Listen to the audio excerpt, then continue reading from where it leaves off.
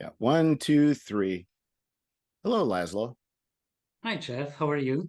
I'm doing quite well. You reached out to me with a very nice press kit, very professionally done. Thank you. A level of professionalism I hope to aspire to. I love that. I'm glad my email. I just tried to get the enthusiasm across, and I think that carries it a long way.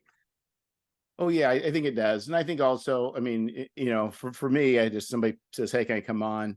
I'm sure, like, sure, but when you're wanting to set up a kit to have people take notice, especially other people, it makes sense to have a something professional that states exactly what your project is and who you are and all that stuff.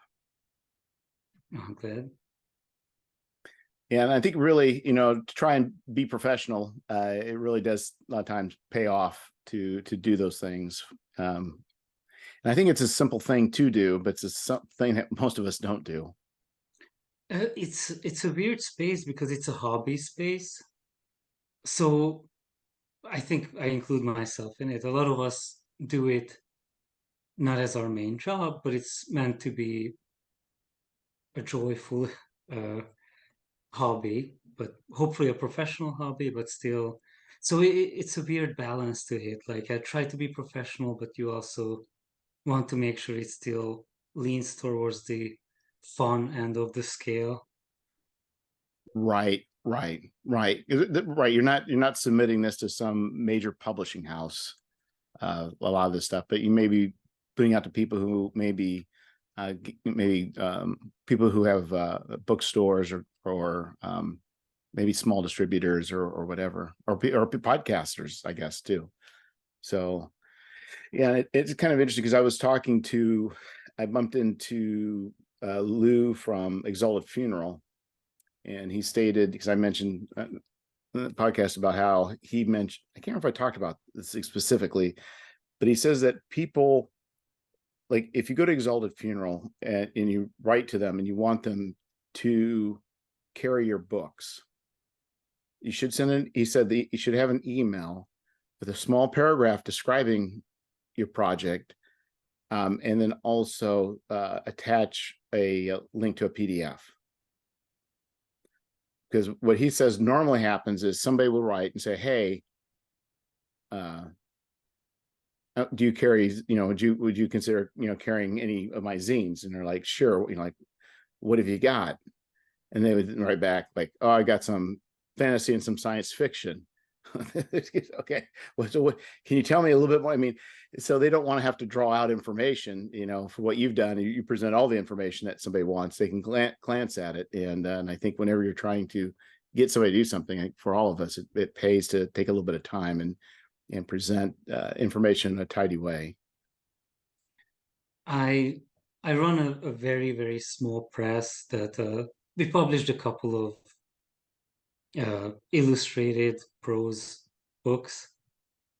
And I'm shocked by the number of submissions I get that are just, you could feel that it has no connection to what I do. It's just somebody carpet emailing Right. publishers.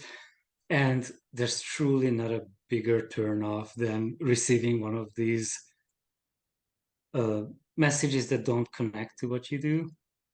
And I feel like that is probably what I pride myself in the most. Like I would never do that. I only I only reach out to podcasts that I actually listen to and enjoy, and I sort of understand that what I do would be a match. And I listen to a lot of podcasts that I really love, and I'm like, well, what I do has nothing to do with it, so I will leave them alone, and I try to curate who I bother. So thank you for letting me bother you and Oh, yes. having me on your show. Well, I really appreciate people bothering me because, as I've mentioned before, it's a whole lot less energy for somebody to ask to be on my podcast than it is for me to go find people to ask to be on my podcast. So, and I do have a list of people that I am wanting to have on, but it makes it so much easier when somebody says, "Hey, can I come on? I got this project." It's like, sure. It's makes it so much easier. So yeah, you got to. So Strangers from Nowhere is your press, is your company name? Yes. it seemed like a good idea when I came up with it. So, so what prompted? I mean, what prompted Strangers from Nowhere?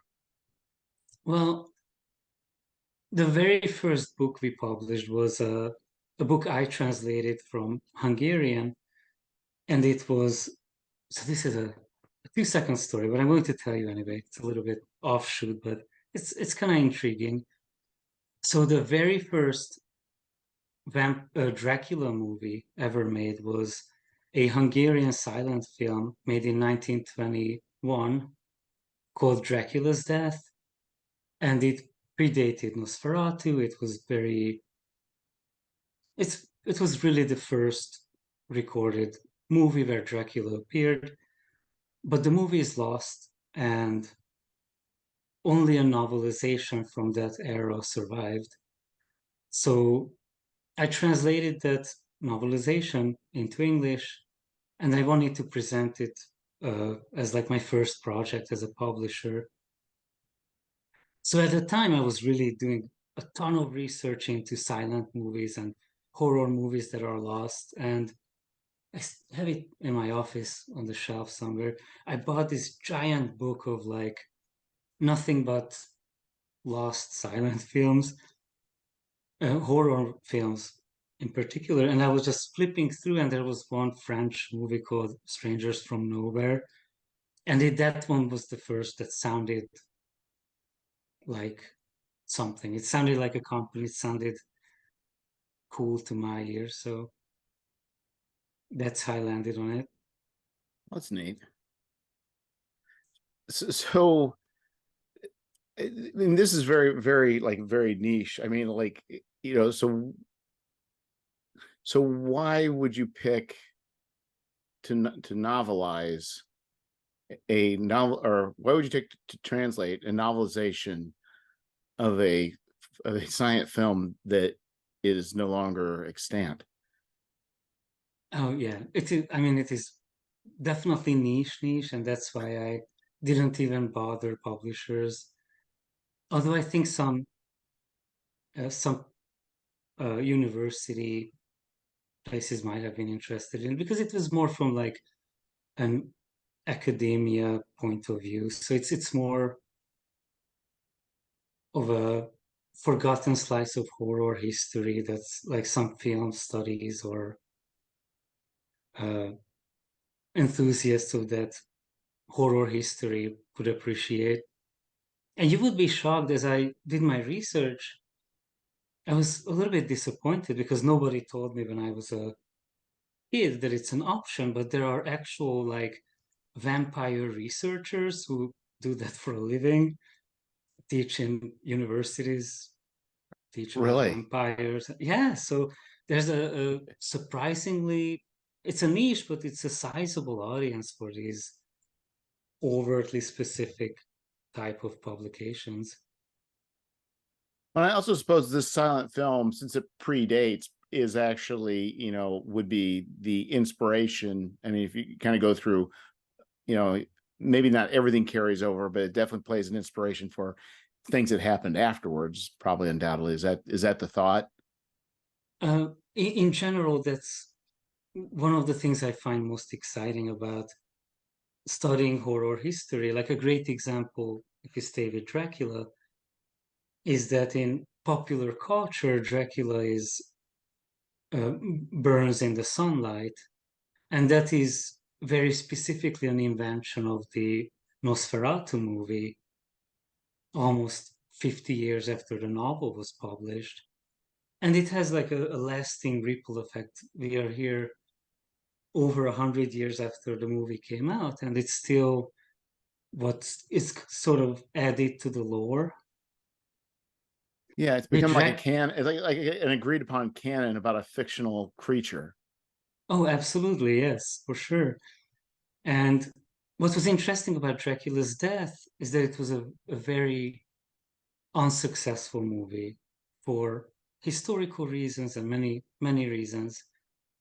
So it made no splash, it didn't influence anyone, but it was also not influenced by anyone. So if you examine it, it has like a lot of it feels almost like an alternative universe. Like, what would the vampire lore look like if it was successful? Like, Dracula turns into an owl at one point instead of a bat. Yeah. And it makes perfect sense because it's a nighttime animal, has big eyes, it looks creepy, and it just, but it didn't become part of the lore, so it didn't stick, but it could have Well, I think too, maybe. animals, we have certain associations with animals with different cultures at different times had maybe different associations of animals. So maybe, one society thinks, owls are wisdom, and other people may think they're like a harbinger of doom. So, I mean, it's like, there may be symbology tied in with it that we have, lose by not being, in that particular culture. Oh, definitely. And that's the kind of stuff that I assume vampire scholars talk about. Like, it's Yeah. this is the deep dive you can do if you're uh, into that kind of stuff. So if you didn't had known that you could make a living researching vampires, would it have changed your career trajectory if you knew this at an earlier age or younger age? Well, probably not specifically for vampires, but I think when you're a kid, you have very limited ideas of what jobs look like. Yeah, yeah. So if I knew that uh, higher education can get like laser focused on things that I love, I probably would have pursued something similar. Well, and I think also, I mean, none of us could foresee the internet. We could not foresee, all the things that it brought with it that makes, like if back in the day, if I wanted to publish an RPG product, it is a very expensive process of, either I type it up myself and then Xerox it, or I send it somebody to get it typeset and laid out in typeset and then make a print run, all very expensive. And that's very expensive. Where now I can, produce something and just print exactly what I need and be able to ship it right to a customer. I mean, that was inconceivable, you know, back in the 80s and the 90s. Oh, definitely. I love the print on demand technology, how much it changed even in the last 10 years. Uh, to me, like, I know if publishers who level up have to do it, and I'm sure it's rewarding. My personal nightmare is one day a truck pulling up to my house and dropping off 2 pallets of books that I printed somewhere. And then, that's when you find a typo and you're like, oh no. Uh, so I love print on demand. I think it really made it possible for even just the RPG hobby to thrive into this like zine direction. It would have been really difficult to do with like traditional printing. Yeah, it would have taken much more money up front, and without really a good distribution model, it just would have been very difficult. And I think people's plans back in the day was print a bunch of, I mean, going back to like the 70s and 80s was, print a bunch of books and then go to Gen Con and see if you can sell them and hope you can sell them all. Like, and that be your seed, for future work. But now it's quite crazy. So you also have Dracula's Death, but you also have the Vampire or Detective Brand's Greatest Case on your Yes. website too. Yes, and that is a project that was brought to me as a publisher. And that was one of the projects where the people actually paid attention to what I was publishing. So it wasn't one of these carpet emails. And that is so uh I got to have great conversations with a scholar who was one of the first people in English to really explore Dracula's death. So I sent him my book after I published it because I was really proud of it. It has a lot of actual research, and I discovered some things that were previously forgotten. So I wanted to share it, and he really loved it. And he brought me this idea that he just discovered in an archive the very first American vampire novel ever written. It's been out of print for 150 years. It predates Dracula. It was one of these dime novels. So we brought it back to print. It can be read now for the first time. Again, it's also very niche, but for that one, I was a publisher only, but it was really great to put it together. I have my beginnings in independent comics. So I learned how to work with artists, and I was able to recruit great artwork for both of these books. And that's sort of the really enjoyable part of being a publisher, is figuring out what would match. Yes. Yeah, it's not always easy finding. You can find great artists, but they may not be doing the things that you need them to do, and it's not always. Sorry, finding a match is always or can be a challenge. I also learned, and this is not rational, this is something I would probably have to get over at one point, but it is great to find artists who do excellent work, but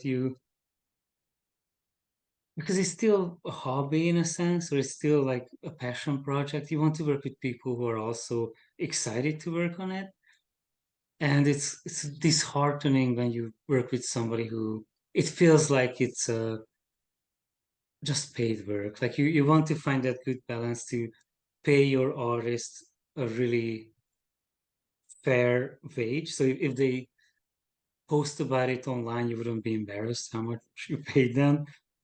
But also I'm lucky to have this personal relationship with artists where I can reach out, and we became friends over the years, and I can hopefully funnel some work for them. But I know that they also are excited to work on weird horror stuff instead of some corporate comic about safely lifting boxes, you know? Right. Yeah, you're right. Because I think I found an artist too who's willing to come down on his price, mainly because it was different than what he normally does, and he was excited about it. But you're right. There is that kind of trade off, and I think whether you're dealing with people who, what I've found is sometimes there's certain artists kind of get shared around in the um, in the community, which isn't necessarily a bad thing, but it's trying to determine if you want to differentiate or not. And I mean, sometimes and you're right, we all want people to be excited about what they're doing, because we're excited about our projects, and I think it does shine through. If people have excitement, or they're just, as they'd say, phoning it in. Oh, for sure. And that's why that's even as somebody who is like a consumer, so even on the consumer end of it, like that, sometimes it's not even tangible. You can't really tell why, but certain projects feel not cynical, and there's nothing wrong with making a book to advance your living or make career. That's an extremely legitimate reason to write certain Right. type of books, but you still feel a little bit like cheated, I think, when your spider senses tingle about it. So back in I think it would have been the late 80s, I went to a Comic-Con in Chicago, and there was Howard Chaykin, comic book artist, who had the first issue of the Suicide Squad, and he did the cover. And so then when I went to have him sign, I was talking to him, and he was like, I asked him about something about the interior of the comic. He's like, I don't know, I didn't read it. And I was like,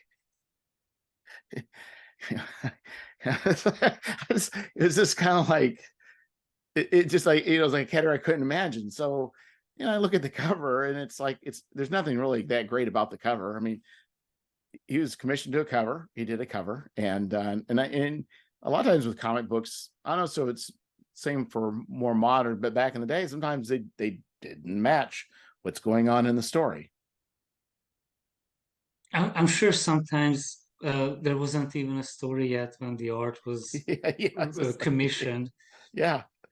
And so it's like I could tell from Howard's response that, you know, maybe I'm reading too much into it, but you know, that's what, you know, that's what you know, that's what pays the bills, you know. And he has comics that his own stuff that he probably loves, and but his heart really, I mean, and the artwork wasn't that, you know, I don't want to be belaboring, but you know, like, but you could tell there wasn't a lot of love necessarily put into that cover either. So, but you know, he got I paid. And, used to.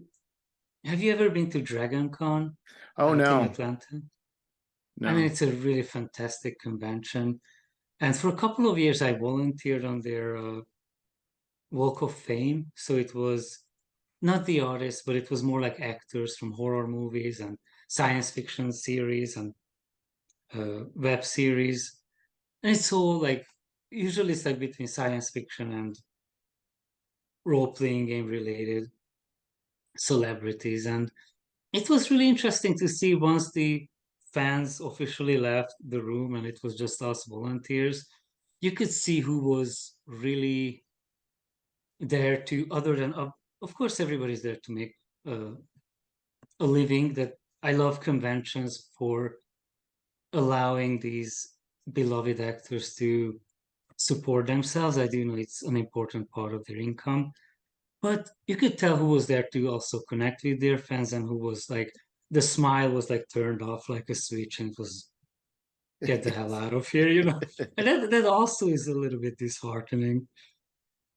Yeah, yeah, and you know, it could be, you know, and to be fair, it's like they may feel a little trapped, you know, like they're drained, they need the income. You know, it's not necessarily they're being greedy, but they just may need to pay the house. They may have to pay the insurance. They may need to, you know, get the kids through the grandkids through college or whatever it may be, you know. And yeah, but I know I understand what you're saying. You kind of hope everybody shares that same enthusiasm, but maybe they don't. And I think I should say that the vast majority of those people were genuinely kind and excited to be there. So that's why I think the one or two that wasn't really stood out, and I think that's why it stung a little bit more. It wasn't Yeah. the normal, luckily. Well, I think probably a lot of people, it's like, you know, I think maybe people don't want to necessarily play the same role the rest of their lives, but I think having people love a character that they did is probably is can be very flattering. And I'm sure there's a certain amount of joy that some people find that. And other people may just be as I can't stand crowds of people. And I'm all my Uh, emotion, all my spoons are used up. I am emotionally wrung out with dealing with the masses, but there's other people that get energized and probably can, you know, that love it and share put that energy back into the people that they're greeting. oh, definitely. Have you been, do you go to Gamehole Con? No, where is that? So it's in Madison. Um, so in Madison, it's a so so do you go to many game conventions? No, mostly because we've been sort of moving around. I did go to C2E2 a couple of times up in Chicago.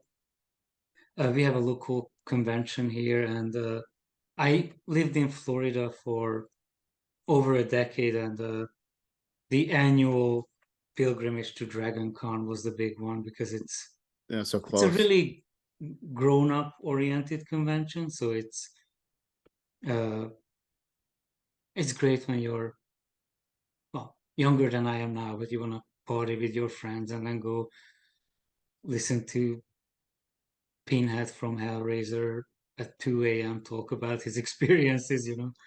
It's a Oh, that very would be fun. 24/7. Yeah, it's pretty great. Right, because I think there's a lot of these actors too. It's kind of funny. I imagine how we have preconceptions of who they are and what they're like, but then when you actually hear them talk their experiences, they're like, oh yeah, it's like he's a normal person, and hearing what he went through to go through that and the makeup or whatnot, or and that is very fascinating. And they get really protective of the character they grew to love and play so much. I do think you're right. there's probably a lot of people might resent initially that they're being typecast, but I think it turns around to like not a lot of actors can be associated with a beloved franchise or character, and it must mean something, you know?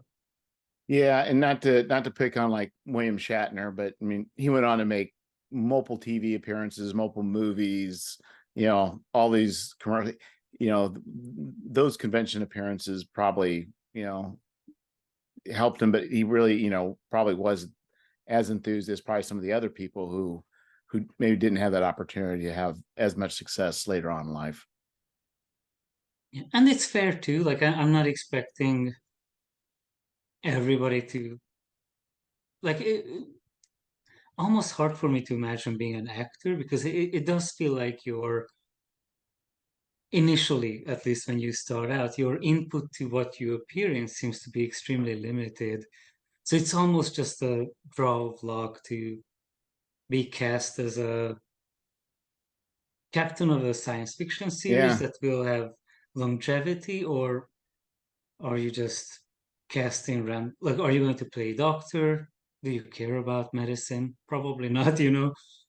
So it feels like you have very little control over that aspect of your work if you're an actor. Yeah, it's just a lot of luck. And like, who would have thought? Because really, Star Trek really wasn't that successful when it came out, the original series. It wasn't until it went through all the what do they call that? What they would sell to TV stations real cheap. Oh The yeah, the reruns and the Yeah, and then it started growing in popularity, and then things just started.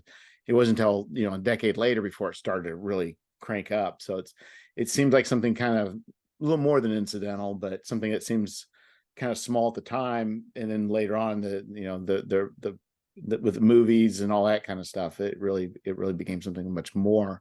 But that was just that could have easily just not have happened too. It's interesting how I'm sure there's a probably a feeling of luck that is stuff that happened outside their control, but it's still they did the job of presenting characters in a way that connected with people. oh in retrospect the uh implication it's still sort of the high mark of like imagining a good future, you know, where like people didn't see race and it was truly like sort of what a goal would be for uh, mankind to come together and like we solved the issues on Earth and let's look at the stars. Like that idea had such an impact, and I think that's what gave it longevity. Yeah, I think you're right. I think it's that, and I think to me also, I think that things don't have to that situations don't necessarily have to be believable, but the characters have to be believable. Like they can be a goofy Vulcan, a crazy doctor, and a starship captain. So many things don't make sense, but when I watched it, I believe they were who they said they were. And there's something that transcends to me that relationship of who they were was believable emotionally. You know what I'm saying? Not necessarily intellectually. Like, why is Captain Kirk always going down to the planet? That makes no sense. I mean, we can go through all the logic of things that just don't make sense in that movie, but yet it feels. But the people, all the cast, it feels real. And that is why you keep watching it because you it is like in a good way like a soap opera. Like it's a lot of character drama, and but you love seeing them grow, and like it's definitely that aspect is pretty strong too.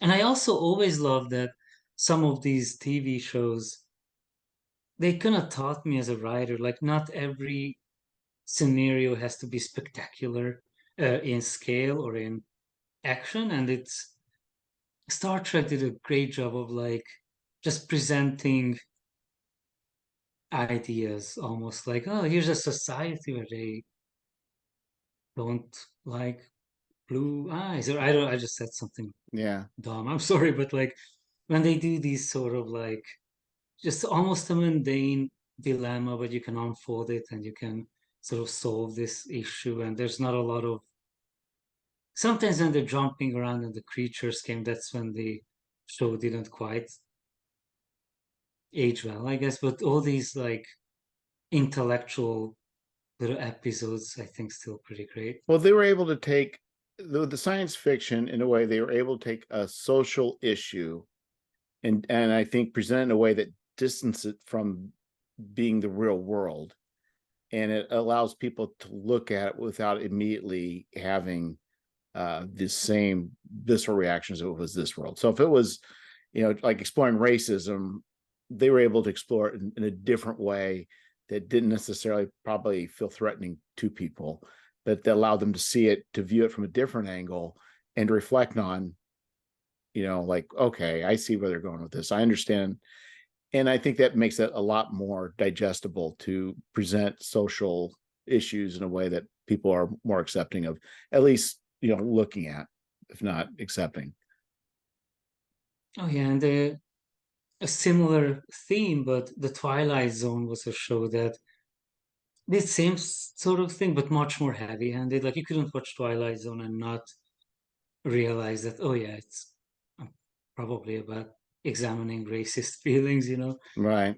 And but that's also like great that it made it to into people's living rooms. It's fascinating. Yeah, it is. It is. And it's, kind of in a way and that's where I think a lot of social things from both directions, I think, because I think, it seems like both sides of the aisle can a lot of times be very lambastic. And this, I think the proper use through fiction or through role playing is a way kind of people presenting their views and their ideas in a way that allows people to kind of view it and play around with it and look at it without really having to argue or, I mean, I think it provides good venues to express these types of thoughts and to share those with other people. I couldn't agree more. I do think uh, I'm very lucky I was brought up to really value art and literature, and my parents were very much encouraging us to always keep up with art. And I do think that, uh, and I consider like creating role-playing games, like not in a pretentious way, but I do think it's like that creative spark is there, and it's I do think it really reflects the subconscious and human condition, and you can definitely learn a lot about yourself if you look at role-playing games and such too. So I don't know if I made sense, but it made sense in my head. So No, it let's does. pretend like it made sense. I'm Yeah, sorry. I mean, there are role playing games that have tried to emulate certain time periods in history or things that people go through. There are some role playing games that help people explore feelings. There's also there's people like LARPing. The guy I knew from Scandinavia, they do crazy LARPs, like, like emulating real world events, or scenarios that are just very desperate, and there are highly charged emotional situations that a lot of people share in, which I don't find necessarily appealing, but I find it very fascinating. You know, That is pretty interesting for sure. yeah, it is. And so I think, starting. I don't want to necessarily, you know, maybe the origins isn't exactly right, but say starting with the idea of pushing miniatures around, rolling dice with Arneson and Gary Gygax, it's kind of exploded and merged and morphed into so many different things that I don't think we really know how far it has gone or will go with respects to what it can be used for and what people can use role playing games to do. I love, and this, I don't know, like I do still remember when I was a young kid and I first sort of understood what role-playing games are or what they do. It just to really be in charge of entertainment in that sense was really revolutionary. And I don't think any other form of entertainment ever comes close enough to really letting your imagination run wild in that sense. So I'm really interested in to see how, like what you said, like how far would it go, or what other shapes it might take in the future. So so I guess the question is, so when did you come to the US? Yeah, so I came to the States in 2001. I was 19. So I grew up in Hungary. Uh, so I was a real child of the 90s. That was my formative years when I was a teenager. And then I started uh, gaming pretty much in, like I was maybe 10, 11 when we really dove into it. Uh, and that was like a real decade of really deep obsession with role-playing games. It was probably the most important thing in my life for those years. So what did you play in Hungary? So initially we started out playing, there was only one Hungarian game at the time.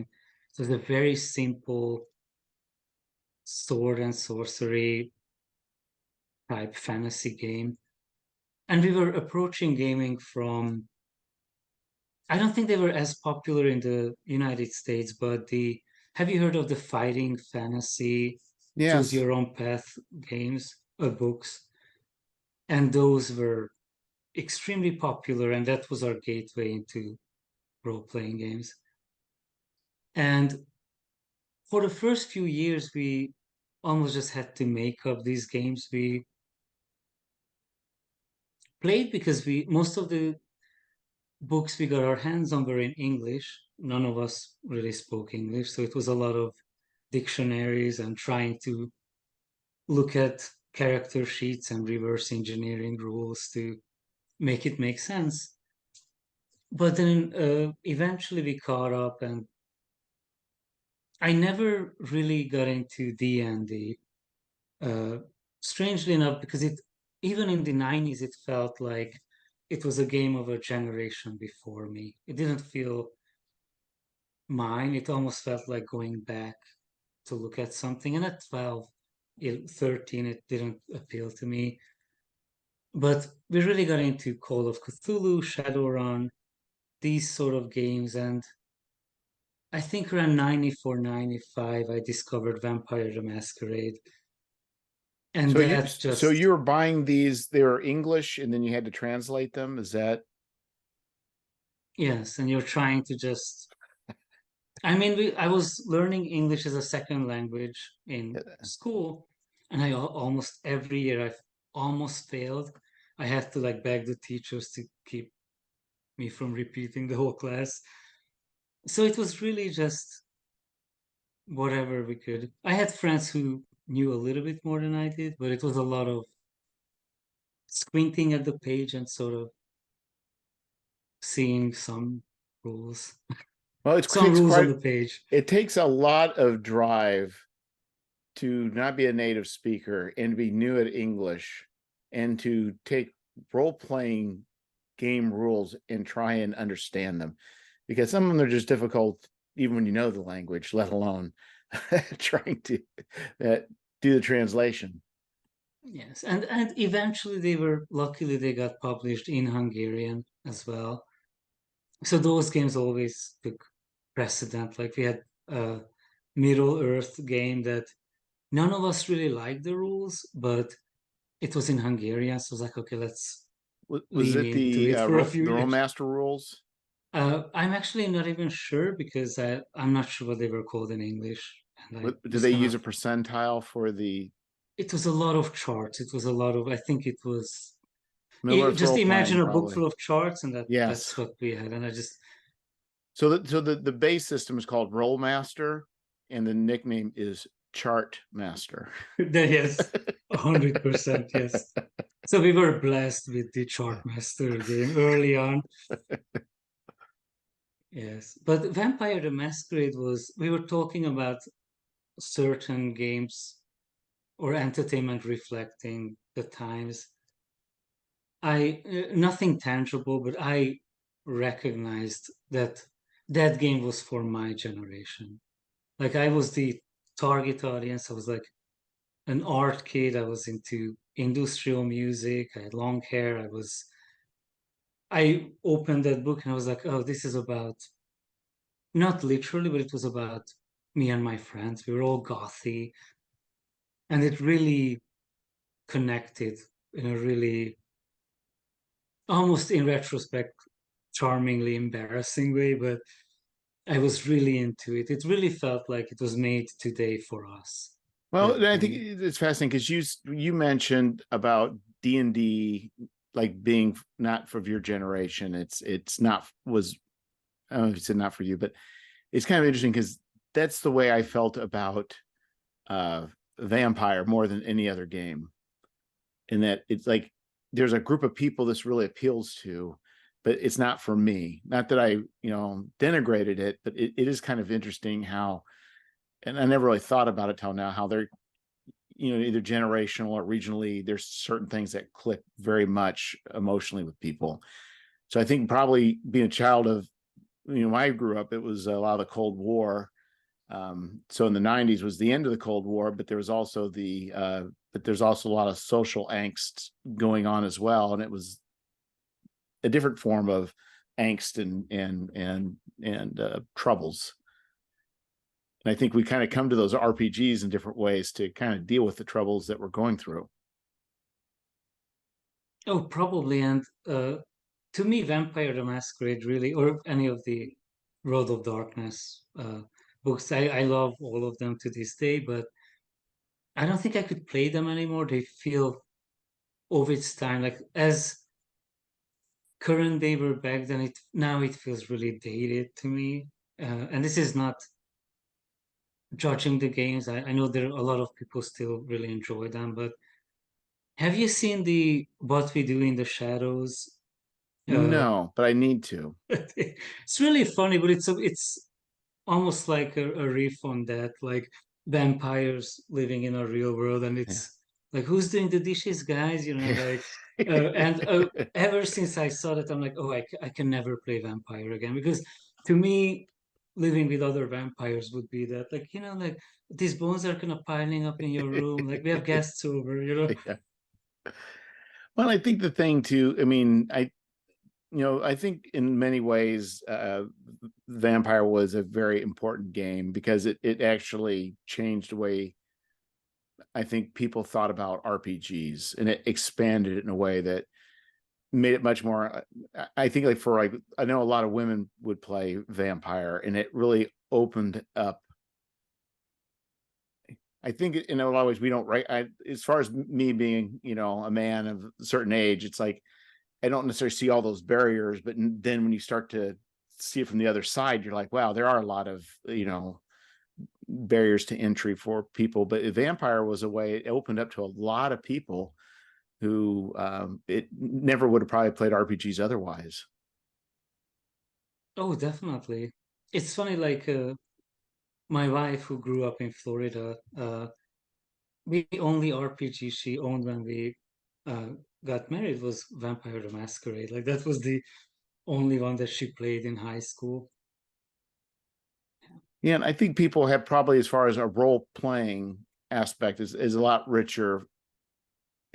I think there's a lot more richer experience than it is for the rest of us who are playing Champions or D&D or whatever, Traveler. I mean, the idea really was to get into character, I think, as much as reasonably possible, and to kind of live out what it means to be whatever that creature is.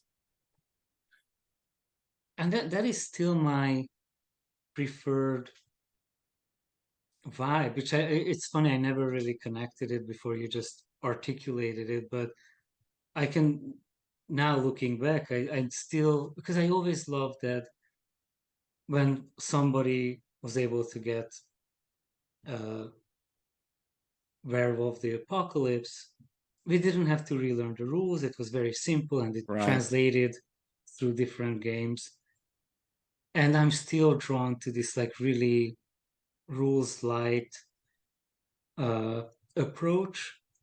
And the funny thing is either that I'm also I have a lot of respect for we made fun of the chart master thing, but I also love how nerdy some games get, and you feel like an accountant Yes. writing down numbers. And I do see the draw to it, honestly. I don't really play those games, but I it warms my heart that those games are out there and people Yeah, there's games for and accountants calculators. and there's Yeah. game for angsty teenagers. I mean, we all have, those areas that we can go in and enjoy. Yes, and I that's honestly what pushed me back into the hobby. We're sort of doing the I'm sure it's exciting for everyone to listen to my personal journey with role-playing games over the decades, but so when I moved to the States, I didn't speak English still, so I had to learn everything once I was here. And I actually met gamers very early on, and that's when I was sort of faced with the shock that people are still playing D&D in America.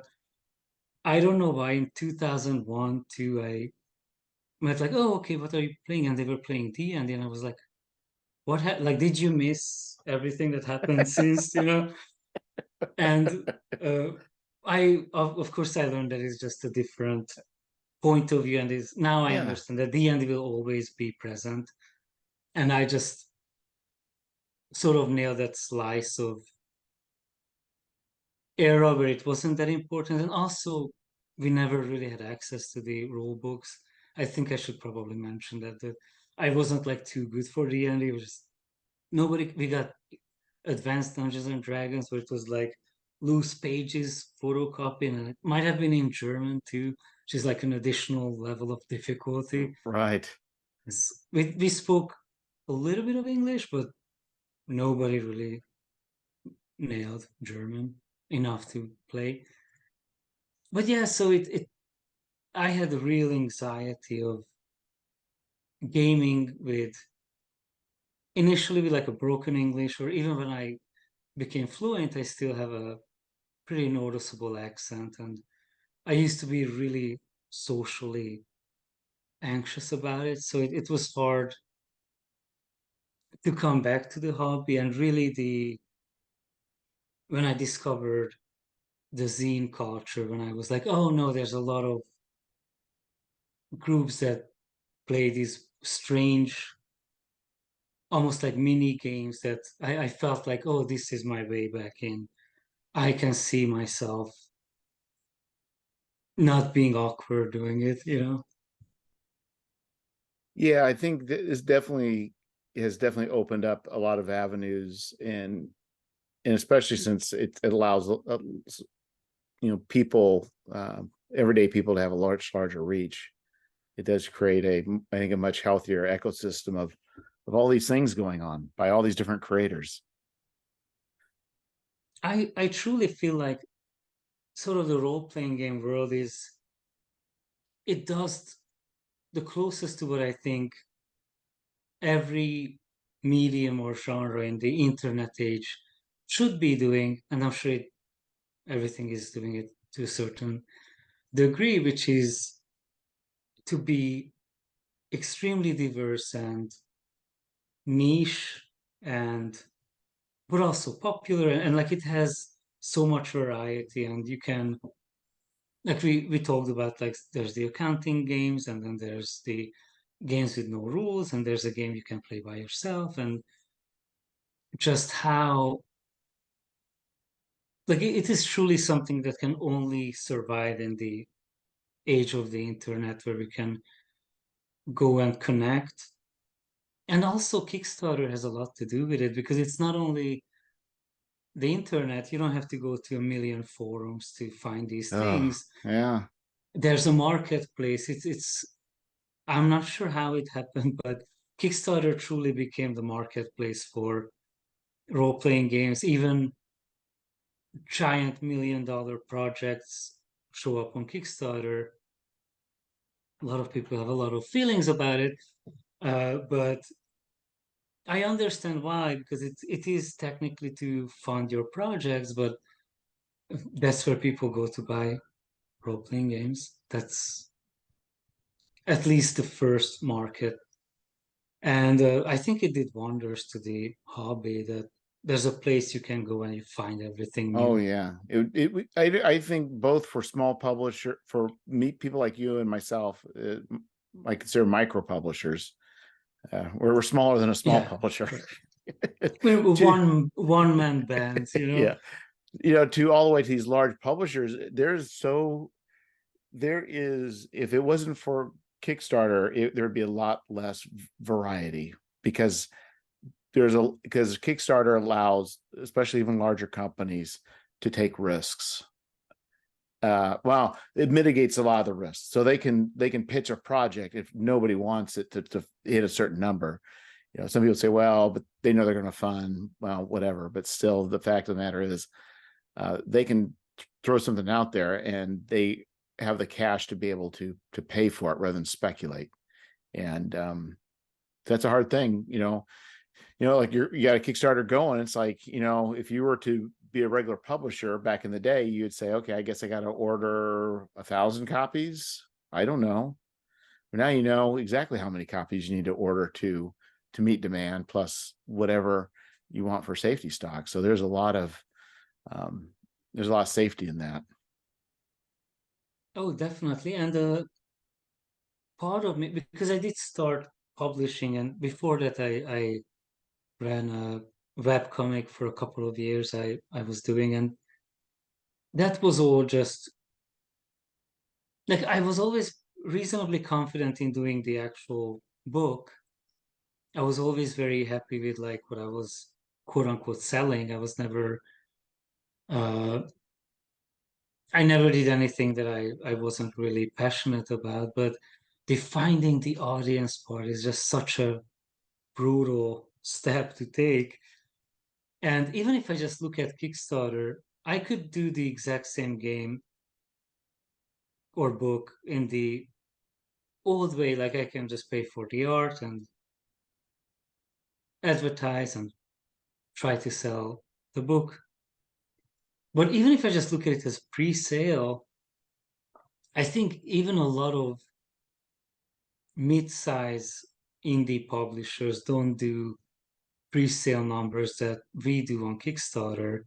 Even if you sell a couple hundred copies, the reality is that that's actually a pretty great number of books to sell before you publish the book. Right. And that I feel like that's a real game changer for being able to dive in. Oh yeah, that's for sure. And I know that I never would have gotten involved with publishing if it wasn't for Kickstarter. So there's absolutely no way. Well, there'd been no way to really easily for me to market. I mean, I think if you were, yeah, especially the small stuff. Yeah, I think it'd have been very difficult unless you're wanting to go to conventions after convention after convention. There's probably no real way of justifying publishing without Kickstarter for most of us. And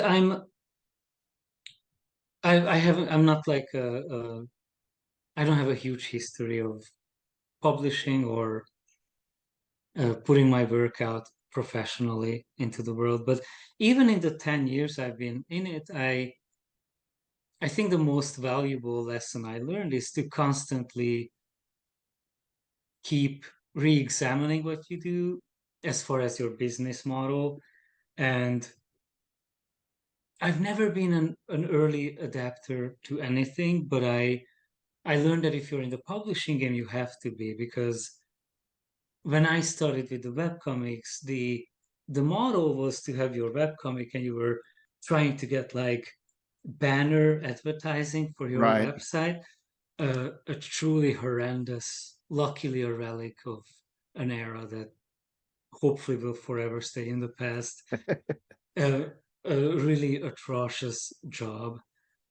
And then after that, the market moved to Facebook, and it was wonderful. And by the time I figured it out, Facebook changed the algorithm, and I had to pay to reach the people who were following you.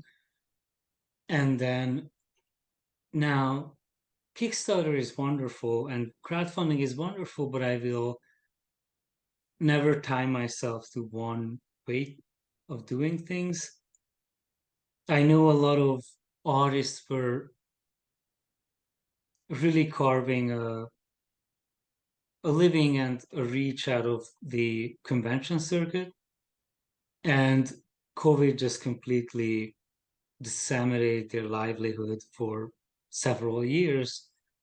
And hopefully, as it was happening, they were already looking what other channels do I have? Oh, that's for That sure. sounded, yeah. Sorry, go ahead. No, you're right. You can't rely on one thing, and especially this day and age where things change so quickly. Within a couple of years, who knows? Maybe Kickstarter will be disrupted, and it will have to go some other direction. My biggest fear is that as a as a creator, that I keep chasing goals that are not relevant anymore. As far as like finding advertisers for your banners at the age of Facebook, or still peddling Facebook where everything else moved to Kickstarter. And yes, definitely, uh, I love the option we have right now, but I tell my friends like being a creative is like you just have to keep swimming. Like you don't have time to really take a breath. You just have to. It's an upstream swim, and you just have to keep going forward because you can't be stuck looking at some rocks on the shore because you'll be carried out. You know. Well, I think it goes back to like, it's like Twitter was a great source for finding, communicating with freelancers. Like amazing, absolutely amazing. And then,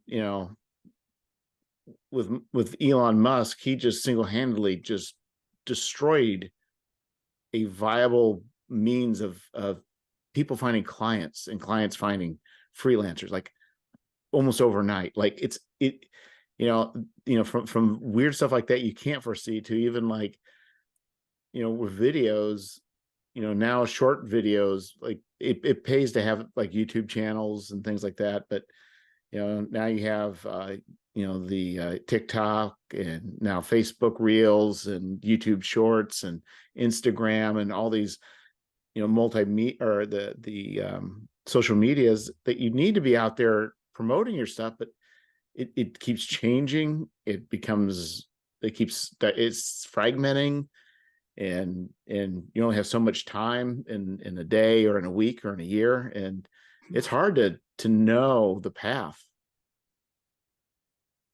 Oh, definitely. And I think a really great example of like being too invested in one specific path is like uh, I followed a lot of like bookstagram, like book Instagram, like people who were real influencers and they had like a huge audience. And I just saw how devastated they were when TikTok took over that space. But there were a couple that sort of looked at it not as the rug being pulled from under their feet, but they looked at it as a place where their audience moved. And following your audience is a better way to look at it than following a trend or trying to find a new cool thing, you know.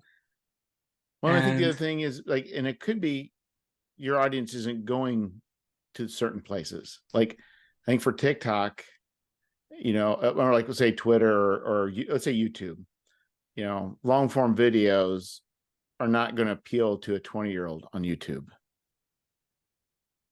but if older people enjoy it and your audience isn't necessarily going, it's not a problem. But if you wanted to reach younger people, you better be paying attention where young people are going. I am shocked how little I understand young people. Like, and I don't feel old in general, but my 15-year-old nephew stayed with us for the summer just for vacation. And it was the oddest thing because he was watching two types of entertainment. Never like we did watch movies, but that was like almost a boring middle ground. He loved watching TikTok, which is like 7 to 20 second loops of entertainment. And he also watched 10 hours of some Twitch streaming of just a guy talking about something for hours and hours on Twitch. And it was just constant, and both at the same time, these two things were just running. And I was like, I don't get either of these, but it's really fascinating, you know? Oh yeah, and I'm sure the previous generations looked at us as well, wondering how. But I agree with you. They have grown up with media. The media has also, I think, TikTok and whatever, they've got it down to the ways to keep people involved and engaged as much as possible. So I think early on they're in sync with that much more than we are, and it's definitely a different world for them and how they consume and what they consume. For me, I spent my summers just bored and running around town, kicking over logs finding bugs, but I didn't have YouTube to watch videos of, or Twitch. I grew up without the internet. I know in the States a lot of people had internet in the 90s, but in Hungary I had some friends, but I remember the internet being a really boring place. I remember going to a friend's house after 10 p.m. when the phone bills were less and you could go dial up. And I remember trying to go onto David Bowie's website to look at tour dates or something, and it just loaded forever. And when it finally loaded up, it was just a bunch of empty squares with an X in the middle. I was like, this is boring. What is this? Uh, but I was glued to MTV. Like I didn't need the internet because I was just watching music videos 24/7.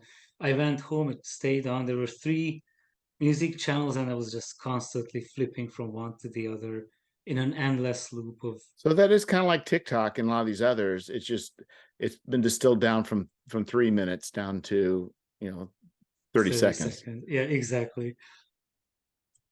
Yeah, it's kind of crazy. So yeah, we'll probably talk about your project. So you got a RPG zine called Pod People.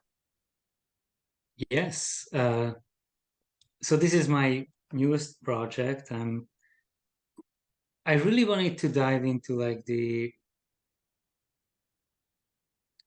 anything can happen. Like you could make really interesting ideas on this small scale when you do zines. So I wanted to dissect a couple of ideas, and the basic premise is that Pod People is sort of a take on the body snatcher alien invasion genre of science fiction movies. The most obvious is Invasion of the Body Snatchers, but it was equally inspired by John Carpenter's The Thing. My personal childhood favorite, the lesser known entry in the genre, is Invaders from Mars. It had a huge impact on my life. Faculty is another movie in the same feeling. And Pod People is trying to imagine what this scenario would feel like from the space organism's point of view. And that's what got me excited to try to solve this puzzle of how to play a character that is actually not a character. You are for all practical reasons, you're a fungus. You're like some space mushroom that just grows. And when you replicate people, that's when the consciousness comes in, and that's when you become self-aware, and you're not really a character, you're somebody who copies a character. And I wanted to see how can I turn it into a game that has rules and you can actually play it. It's not just a thought exercise. Yeah. So yeah, looking through this, so the system I would have, okay, that's right. So this is the system here is two main mechanic. So is this a new system that you created for this game, or is this a mechanic that's been borrowed from something else? Oh, it's a custom created mechanic for this game. And that is sort of what I really like about doing these very small games. I mean, like for volume, like a 24, 30 page game. And it's that if you create one of these like classic role-playing games, these 300-page books, that you sort of have to create rules to simulate the reality of the world that the game takes place in. So you have to account for, in a way, like the physics, but how do combat work, how does combat work, or skills and luck and magic or space travel, all these things you have to create rules to simulate. And of course, when you design rules, you know that the rules you focus on inform the player what to focus on when they play the game. So I really wanted to create a game that really the only rules in it are just this almost the social aspect of being a body snatcher, because that's what I wanted the players to focus on. So it's a custom system, but it's so specific, it only does one thing. So I don't want to sound like I invented the whole system. It's just a rule set for to do one specific thing, and that's all. Well, I think that makes sense because I mean, a lot of systems, especially branching out from like 70s and 80s, tried to, like you said, try to you know be to create the physics for a world. But it seemed like a lot of systems now, a lot of people are trying to emulate genre without really physics and the feel. So, and the idea is you can custom make an experience. So I think what you're doing is saying, I want to experience this role playing game offers an experience. So you're not going to be hunting down monsters with this. You're not going to be trading commodities in space. You're going to play a pod person. Yes, and it's meant to take place in our contemporary world, like these science fiction movies that I'm playing homage to. And so that already eliminates some of the world building you have to do. And uh, I'm trying not to make the games feel too abstract. So I tend to make it sort of weirder than it is really, but I'm trying to really make it clear in the game that you're playing a hive mind. You're playing a creature that, like, you don't even have a sense of self-preservation because all these pod people are not real people. They don't really have wants and needs. Their needs are the spreading of the creature. One of the exciting things is that all the players play the same space organism, just different pods, just different doppelgangers that grew out of it, but the individual creatures don't really need to worry about surviving. And on top of it, you can only replicate people who are alive, and your main goal is not to be found out. So you really have to adjust your approach when you play it and not inhabit the character.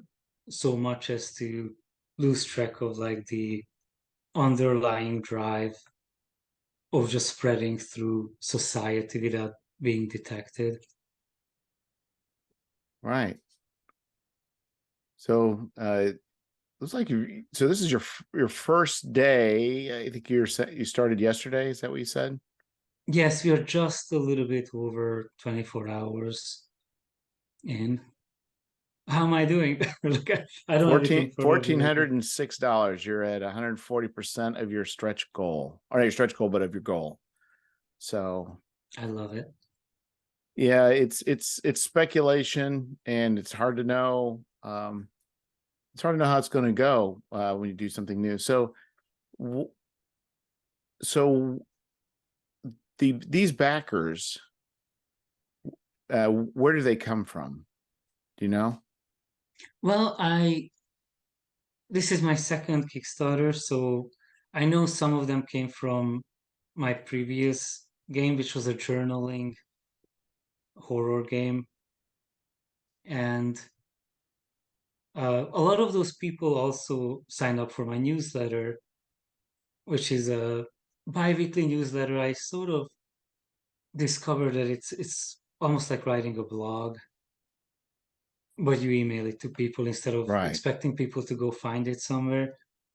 And that actually, I had a really great retaining numbers on my newsletter. Like a few people left after signing up compared to how many people from my Kickstarter joined. So I do think that those two things sort of helped me have like a good first day. And I'm tinkering with on an extremely limited budget, but I am tinkering with Facebook ads. I did find that that's if you can fine tune the audience, it can work magic. The problem is that you have to be so specific because Facebook is not a person. They don't really know what you want.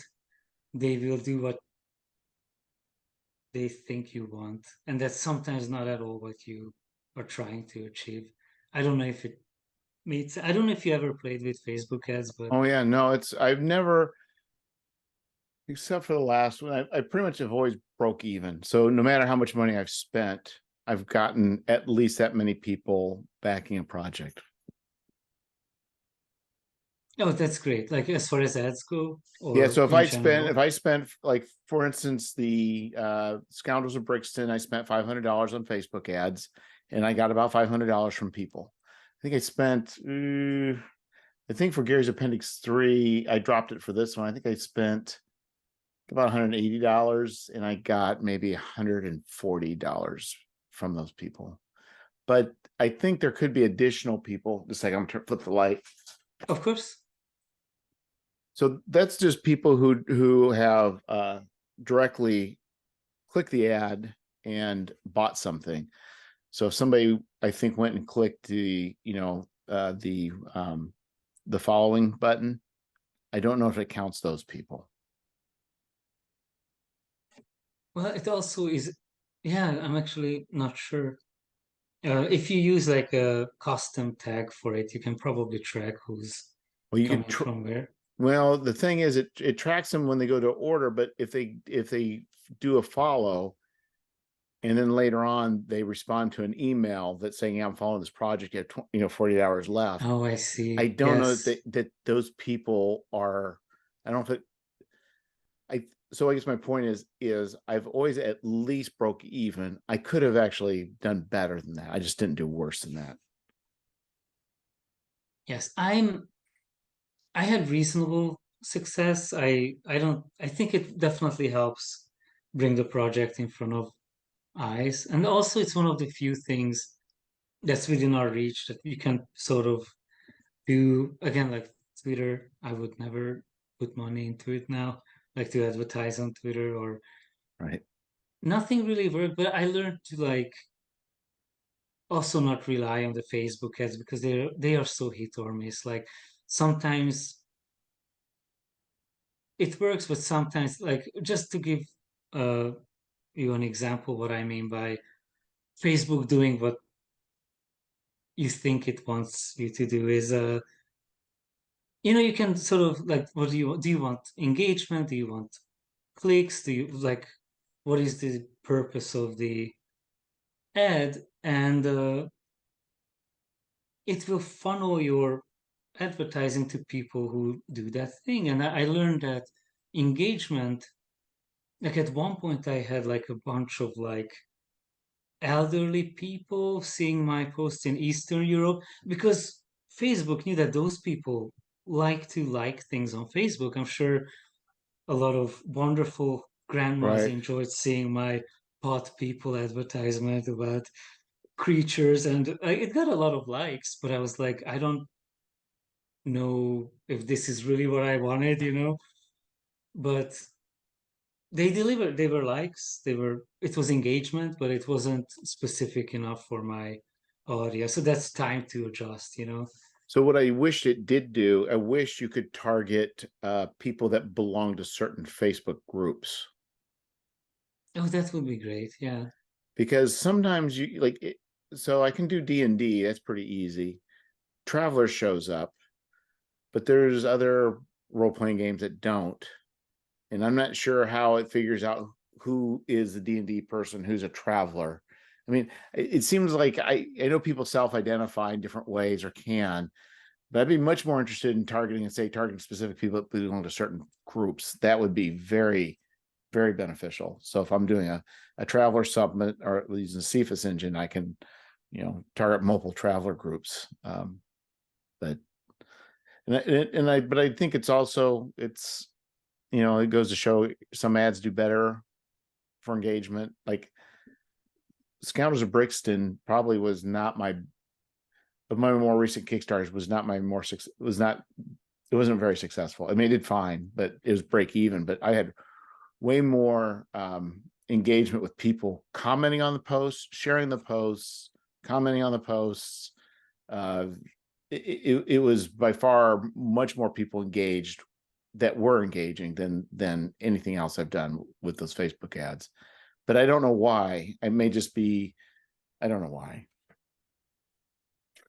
Yeah. And I wish there was a button like do that again, right? Yeah, Like, exactly. because even if you copy the same thing, it's not doing the same thing. Like it's hard to have like a set that you can just rely on. But that's why I'm sure I do know that there are experts and companies you could hire to do it. Yes, But you can. I think for a zine, like I have a $12 zine on Kickstarter. I don't know if it would be the smartest thing for me to pay thousands of dollars for a company to tinker with ads. But if I ever do like a bigger book, it might actually make sense, because it would be also lovely not to have to do it, because I don't really love doing Facebook ads personally. Yeah, it'd be nice if, yeah, I agree. And you just got to have a project that would justify that, and that's hard. But I guess the thing is, you've got $1,500, almost $1,500, not quite, but $1,400. It's only in 2 days. You've only had one other Kickstarter. You're not using any system. You're not using any existing RPG system that people can tie into. So you're not using Dungeon Crawl Classics. You're not using Fate I'm not. Accelerated or whatever.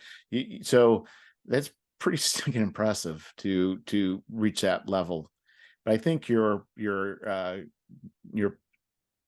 page, or at least as far as that graphic, is pretty evocative. That's pretty spot on for, I think, 70s DC, the witching hour kind of Yes. comic book feel.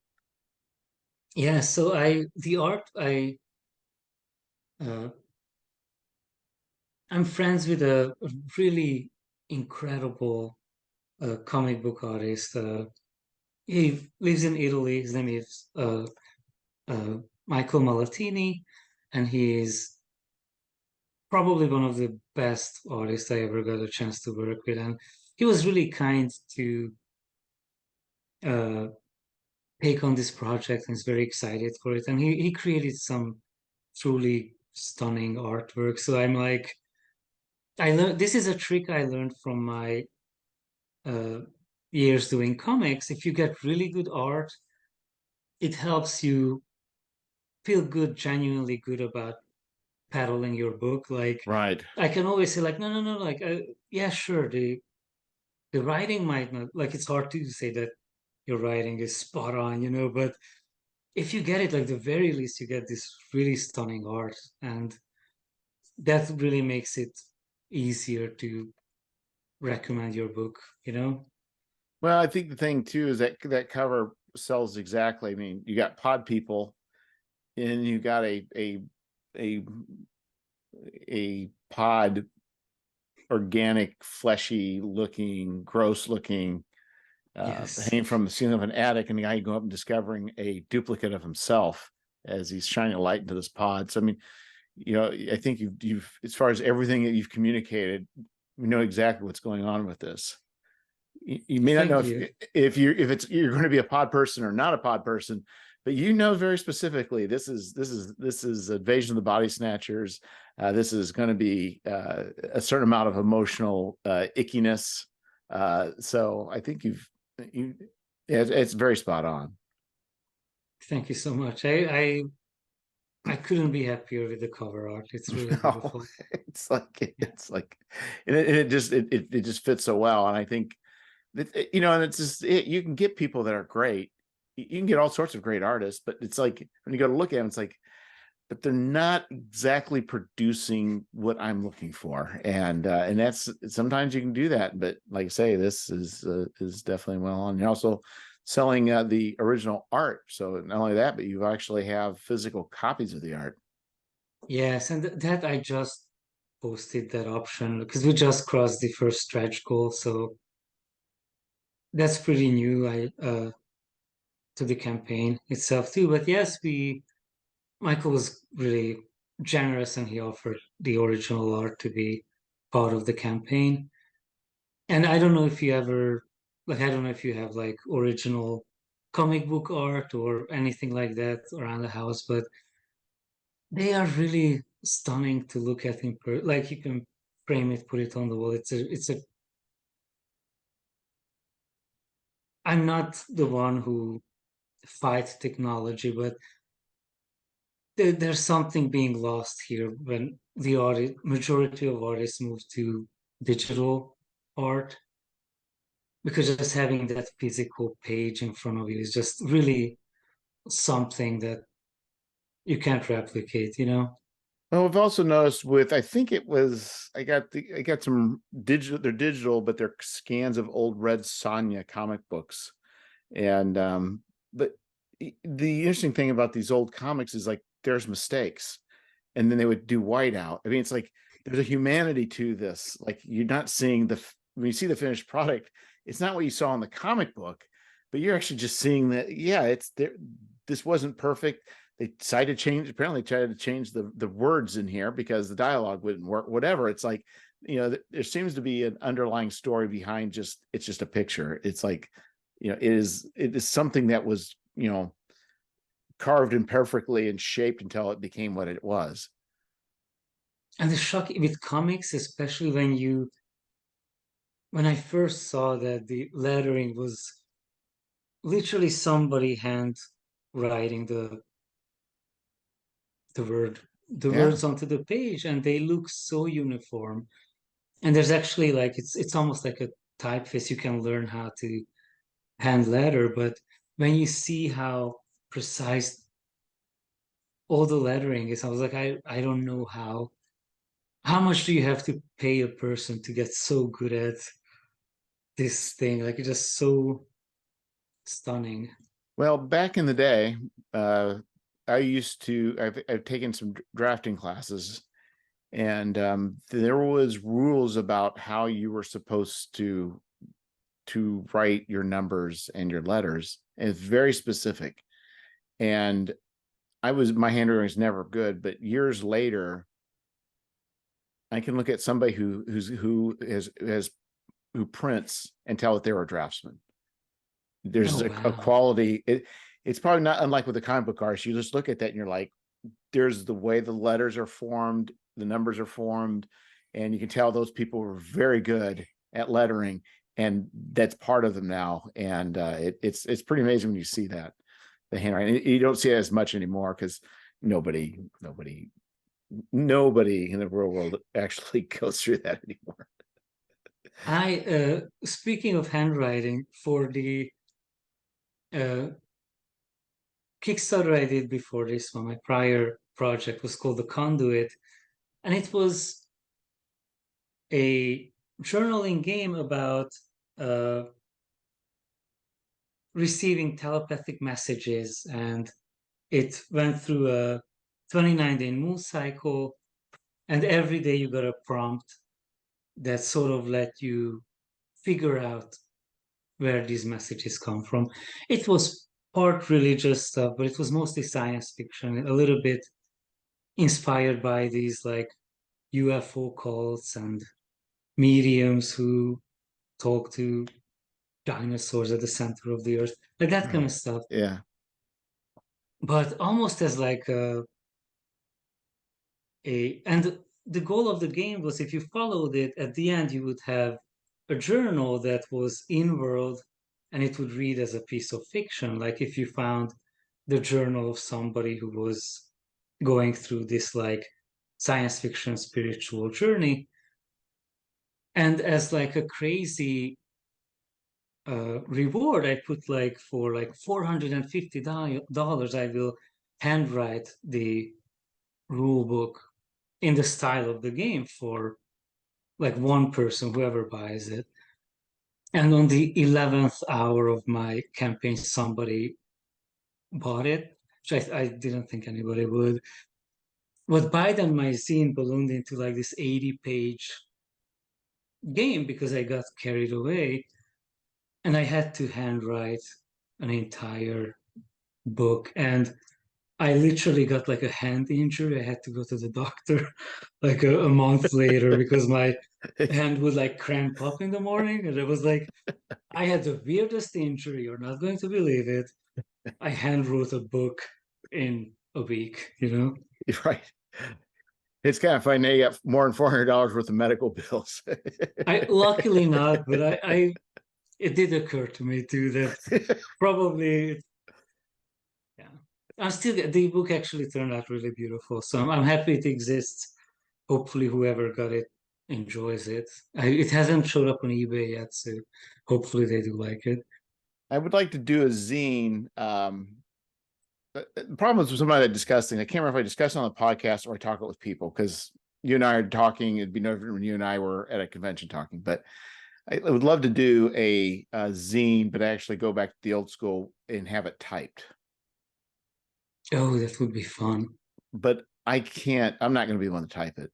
It's like it would take me way too long because I typed back in the day and I wasn't good, and so it's like I almost feel like it's sort of this is not a real idea, so humor me for a second, but like you almost want to like sell this doesn't exist, so I'm just completely making this thing up, like some sort of hardware where it would type it up for each person instead of printing like have a typewriter, just sort of like it should be custom typed for each person who buys it. I'm sure there's like some kind of hardware somebody could make. That would be kind of neat.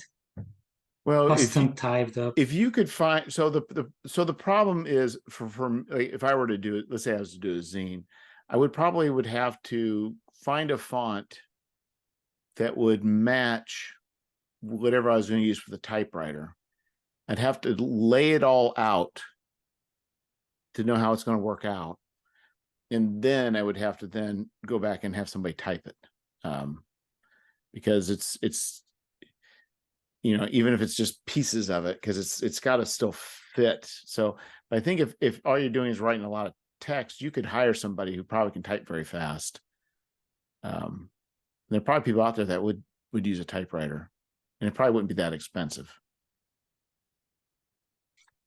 Definitely, I mean, it's a profession to be a fast typist. It's still something they teach in schools, I think, still. So I'm sure somebody's like, oh, But yeah, I can do it. but not everybody can type on a typewriter. That's true. And it depends on the so did you ever use a typewriter? Uh, Not in any real way. Just like I tinkered with it here and there, but I think I typed up one short story when I was 12, like in a Yeah. friend's So house. you're But like it's really typing. difficult, actually. Yeah, so you go do the typing, and if you make a mistake, you can correct it, but it's either white out or they got special tape that you can do. But as you get to the end of the line, you hear a bell ring, and you only have so many characters, and you're done. And at that moment, you got to figure if you're going to hyphenate or not hyphenate. If you're going to hyphenate, where you're going to hyphenate. You have to do it now, Yeah, right? yeah, Like yeah, it's time to exactly. hyphenate. Like And so I mean, you start thinking along those lines. It's not everybody can just. It's not the same anymore. And so, whoever you'd have doing that, and I think whoever you have doing it, you'd also want them to make mistakes, not necessarily knowingly, but part of the charm is organically things are not uniform and perfect, right? oh yeah, you wanted to have that handmade feel to it. And you reminded me of the whiteout. I do that just kind of triggered a memory. Another way to correct it, you go back and you just hit the correct letter on top of the bad one a Yeah, couple of times yeah. in the hopes it builds up enough to be like, Yes, I can make that yeah, I can make that 5 into an 8. exactly. Just try hard enough, long enough, it will happen. Yeah, so I think there's some opportunities there. So maybe it'll be a typewritten one, and you can pay somebody to do the typewriting. That way, you can save your hands and your sanity. So in your and this is a really fun, exciting idea actually, but in your mind, would it be typewritten to eliminate something that would be made in the like would it be just a callback to the era when things had to be typed, or would it tie into the actual story of the zine or It, the lore? so what I've so actually neither. Okay, so it goes back to I've done digital photography, but I never done film photography. So, and I think there's something lost by not actually having film photography experience. Likewise, I've done layout using uh, InDesign and Affinity Publisher. But what I have not done is cut and glued and taped stuff to a page. Oh, that's great. Yeah, So I really want to do that, whatever that means. I love that. But I don't know what I'll do it with. I just know I want to do it. And I will do it one day, but I don't know what it's going to be. I I actually really relate to what you're saying because I always have like a creative like wish list or bucket list, things I would love to do. And one day you will find an idea that just sparks and you're like, oh, this is the match I was waiting for. Uh, for example, I always wanted to redo the title sequence from John Carpenter's The Thing. When you watch the movie, it starts with the letters, The Thing just burning onto the screen. It's a really stunning effect. And I used to watch all the making of documentaries on DVDs, and the production designer actually explains how they did that effect. And it was done on camera. They had a plexiglass or a piece of glass that they painted the negative of the letters. They had a light source, and between the two, they had a trash bag, and they set the trash bag on fire. And as the bag burned, it allowed the light to shine through. And on the other side of the glass, a camera could capture the light coming through the letters and making it come alive. And I always wanted to do it, and it never made sense to do it. And now I'm doing a Pod People Kickstarter. So for the video, we redid the exact effect on camera with a friend. for 2 hours were burning trash bags in his backyard at 10 p.m. when it was dark. And the effect honestly turned out just like the movie, turned out great. And I'm glad I waited long enough to do this, to fall into a project where I never planned it, but it finally, I had my chance to try this thing I always wanted to. So watch the video. I'll have to look through that video again for It's that at the effect. very end, I think, for dramatic effect. I kept debating where to put it because that's kind of like the good stuff, you know. But the video is pretty brief and it's almost just like a collage art video that sort of puts you in the mood. I love I love making these video projects and I pride myself in using the most primitive tools. I use this terrible clip art maker that comes with Windows and it loses your files after 5 days. So you have 5 days to make anything, or you have to re-upload each file individually. A truly atrocious, terrible way to do things, but sometimes the simplicity really helps you. Just all I can do is cut, and what can I make with this? Yeah, constraints are are great to work with. You can be more creative with constraints than when you have everything's just possible.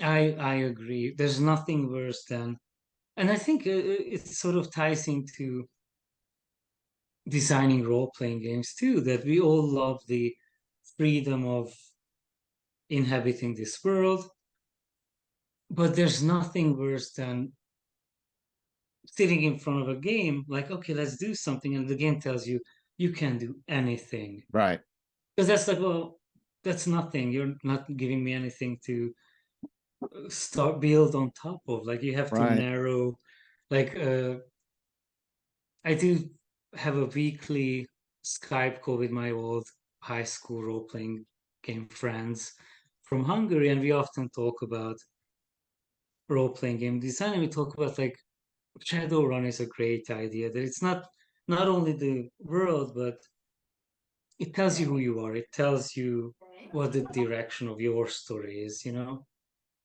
And of course, it's true for most games. Most games are not just here's the sandbox and just live in it. Right, Because that's not enough. right. I agree. I agree. Well, Laszlo, I think we're hitting the time space continuum. I think we're approaching going on close to I hit 2 hours yet, but We're getting there for we sure. are getting Yeah. there. So so your Kickstarter is currently going on and it will be happening for how many days? 27 days to go. You went for a full Yes. month. Well, And pretty close. 29 days. Yes. Not wasn't correcting you. I'm sorry. But Yeah. yeah, that was the so it ends on the 13th of September. And we have some limited edition books there too, which I love making those as a publisher. So if somebody wants to check those out, it's probably sooner the better because they might be gone at one point. Yeah, it was like someone just for the Kickstarter. So if you don't get on the Kickstarter, you won't get them after that, right? Oh, for sure. Yeah. So yeah, and there's beautiful artwork. So yeah, check that out. Yeah, it's I'm very excited. Very excited to see where this goes, Laszlo. Thank you. And yeah, me too. Yes. Me too. But it was really wonderful talking with you. Thank you so much. It's been really a pleasure. Oh, likewise, likewise. Thanks for reaching out. I really appreciate you doing that. And no, I agree. So anyway, you take care and until next time, Laszlo. Absolutely. Thank you so much. And I'll see you around.